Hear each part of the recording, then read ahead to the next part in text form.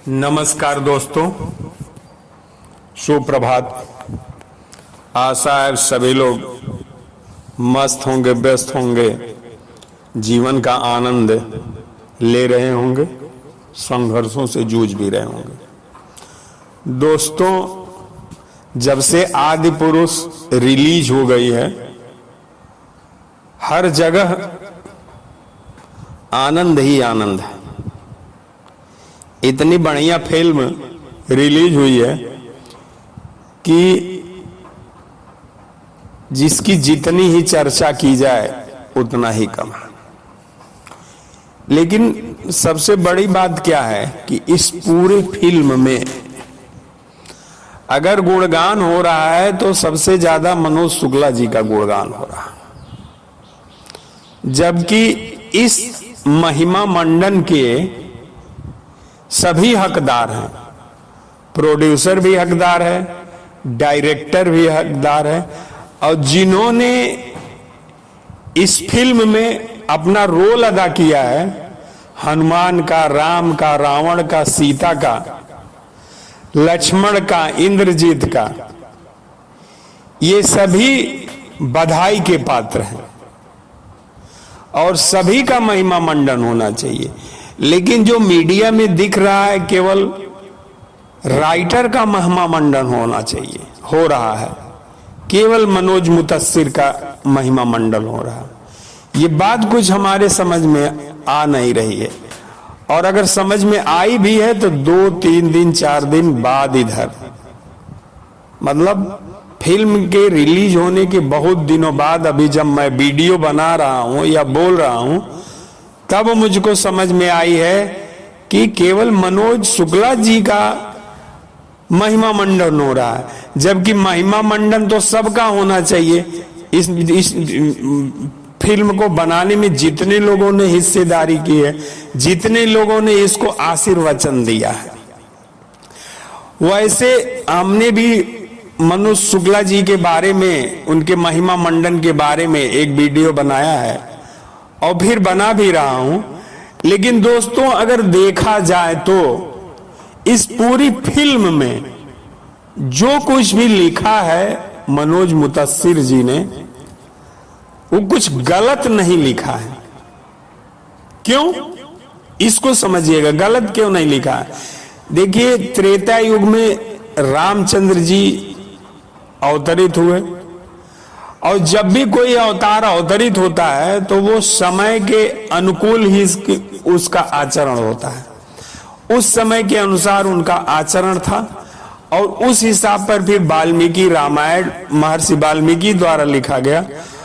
और बाद में फिर आज से 500-600 वर्ष पहले जो भी हो, जब गोस्वामी तुलसीदास जी पैदा हुए तो उन्होंने वाल्मीकि रामायण के आधार पर, कुछ और रामायण के आधार पर, कुछ अपनी अनुभूति के आधार पर, उस समय के समाज के माहौल के हिसाब से, उस समय समाज के संस्कार के हिसाब से, समाज के आचरण के हिसाब से, समाज के भाषा के हिसाब से, समाज की समझ के हिसाब से रामचरितमानस की अवधि में रचना की।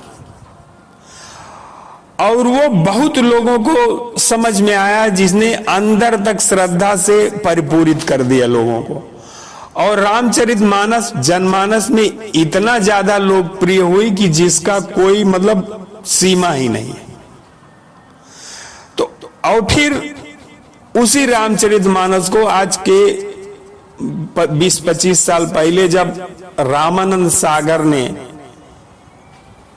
उसी रामचरितमानस वाल्मीकि रामायण के आधार पर रामायण बनाया, तो उस समय के जनता के समझदारी के हिसाब से, उनकी भाषा के हिसाब से, उनकी संस्कृत और उनकी समझ के हिसाब से रामायण में पात्रों का चयन किया और उनसे वो वक्तव्य दिलवाए कि जो जनता एब्जॉर्ब कर पाए, जो जनता को ज्यादा समझ में आए। ठीक वही चीज मनोज मुतस्सिर ने अपने, या इस फिल्म को बनाने वाले ने अपने फिल्म आदि पुरुष में किया है, जिसको इंटरव्यू में मनोज मुतस्सिर जी कहते हैं कि हमारा जो टारगेटेड ऑडियंस था वो यंग था। हमने बूढ़े बुजुर्गों को टारगेट करके इस फिल्म को नहीं बनाया है, और हमने जो बनाया है वो टारगेट किया है यंग पीपल को। अब समझिएगा।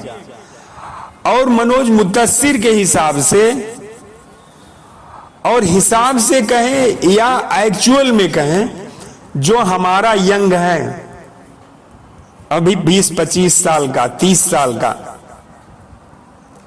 वो क्या चीज पसंद कर रहा है? हर जगह भड़कीला चीज पसंद कर रहा है। VFX हाबा काबा ये पसंद कर रहा है, पैसे की धाक को पसंद कर रहा है, एवेंजर, ट्रांसफार्मर और ये जो विदेशी गेमिंग वाले कैरेक्टर्स हैं, डील डॉल वाले, मोटे तगड़े लोग, मारपीट वाले, एंग्री लोग, उनको पसंद कर रहा है। जो देखिए वही गेम खेल रहा है और उस तरह से, और बोलचाल की भाषा जो है अबे तबे को पसंद कर रहा है, गाली को पसंद कर रहा है। पसंद कर रहा है मतलब अपने दैनिक दिनचर्या में यूज कर रहा है।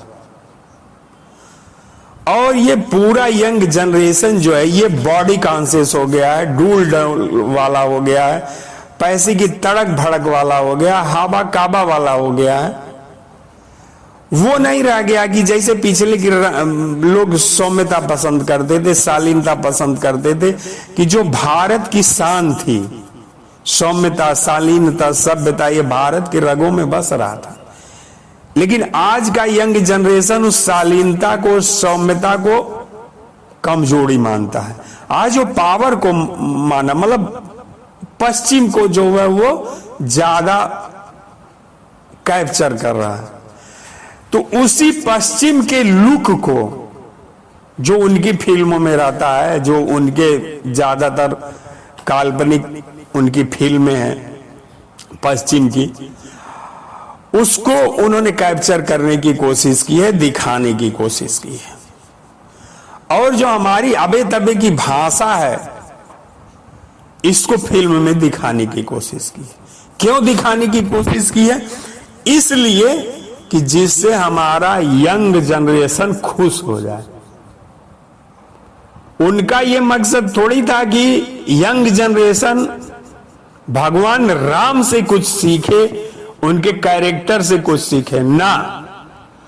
उनका यह मतलब था कि यंग जनरेशन इस फिल्म का पूरा मजा ले, लुत्फ उठाए और इंटरटेनमेंट करे। कहीं आध्यात्मिक संवर्धन के लिए उन्होंने नहीं किया, कहीं उन्होंने चारित्रिक संवर्धन के लिए उन्होंने इस फिल्म का निर्माण नहीं किया। टोटल पैसे की बात है, पैसा कमाने के लिए उन्होंने किया। और पैसा जहां से ज्यादा आ सकता है, क्योंकि पिक्चर देखेगा कौन? ज्यादातर यंग लोग ही पिक्चर देख रहे हैं मल्टीप्लेक्स में, नेटफ्लिक्स पर, हॉट स्टार या जहां कहीं भी। कुछ छोटे बच्चे भी देख रहे हैं, बूढ़े बुजुर्ग उतना नहीं देख रहे हैं।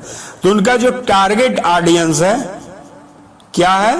Young generation. और मनोज मुतस्सिर अपने इंटरव्यू में कहते हैं कि हमने यंग जनरेशन को टारगेट करके किया था। इससे अगर किसी बूढ़े बुजुर्गों की अगर भावना आहत होती है तो उससे हम इत्तेफाक नहीं रखते। ये उन्होंने अपने आज तक के इंटरव्यू में दिया है, आप उसको खोज सकते हैं, श्वेता सिंह के साथ इंटरव्यू है। तो हमारे भाइयों, आज आपको मिर्ची क्यों लग रही है? ये फिल्म तो आपके ऊपर तमाचा है कि वो फिल्म वाले बता रहे हैं कि आप जितने बदतमीज हो गए हैं, आप जितने असभ्य हो गए हैं, वही तो मैं दिखा रहा हूं। जो आप डेली दिनचर्या में जिस चीज को आप पसंद कर रहे हैं, वही तो मैं दिखा रहा हूं। तो समय के अनुसार मतलब उसमें अगर हम बदलाव कर रहे हैं आपको समझाने के लिए, फिर काहे मिर्ची लग रही है आपको? ये चीज समझना पड़ेगा।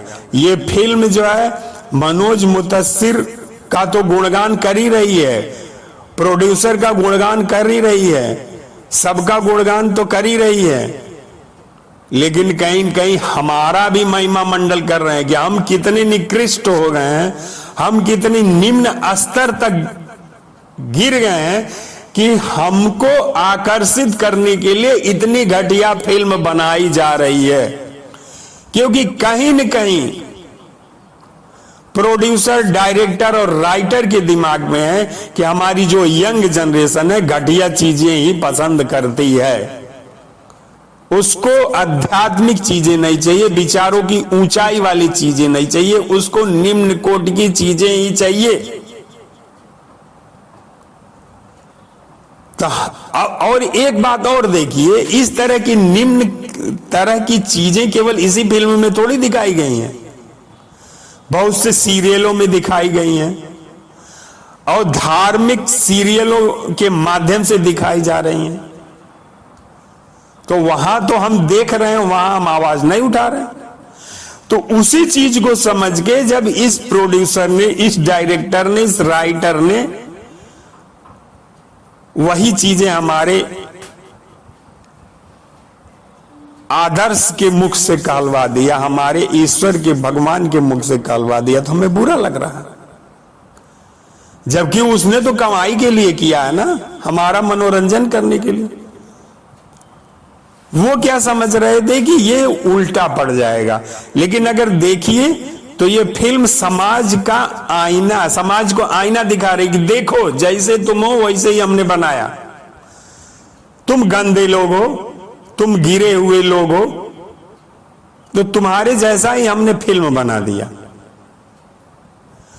अन्यथा इतने दिन से फिल्म चल रही है, इतने लोग देख रहे हैं और आज तक ना तो कहीं कोई हंगामा हुआ, ना कुछ हुआ, ना कुछ हुआ। और कहीं मनोज मुतस्सिर शुक्ला के जगह पर कोई दूसरा रहा होता तो आज तक तो जेल चला गया होता, उसका हड्डी पसली भी लोग तोड़ने पहुंच गए होते, उसका घर गिराने पहुंच गए होते, क्या क्या कर दिए होते। तो हम इतना संयम किए हुए हैं, ये क्या कहता है? ये भी ये बताता है कि कहीं न कहीं हम उससे सहमत भी हैं, असहमत नहीं है। तो दोस्तों, इस फिल्म को देख करके, समझ के, इसके हू हल्ला को समझ के अपने गिरेबान में झांकिए, अपने गिरेबान में झांकिए कि भगवान का अपमान केवल मनोज मुतस्सिर कर रहे हैं कि हम खुद कर रहे हैं। हम खुद जिस आदर्श को मानते हैं, जिनको आदर्श मानते हैं, जिनको भगवान मानते हैं, क्या उनके पद बताए हुए पद चिन्हों पर चल रहे हैं? आज अगर देखिए तो हिंदुस्तान में करोड़ों मनोज मुतस्सिर हैं, एक ही नहीं, जिनको ना तो तमीज है बोलने की, ना धर्म की समझ है, और धर्म के पहरेदार और धर्म के लम्बरदार बन के बैठे हुए हैं। तो आंखों को खोलिए, और जो मिर्ची लगी है ना इस फिल्म को देखने के बाद, जो तमाचा लगा है, उसको महसूस करिए, फिर जाके आपको समझ में आएगा और सही माने में अपने आराध्य को समझिए और उस अनुसार आचरण करिए। नहीं तो निकृष्टता का स्तर ऐसे ही बढ़ता चला जाएगा और बढ़ता चला जाएगा, और हम धर्म को, सनातन धर्म को डुबोने का कारण बन जाएंगे। धन्यवाद, धन्यवाद।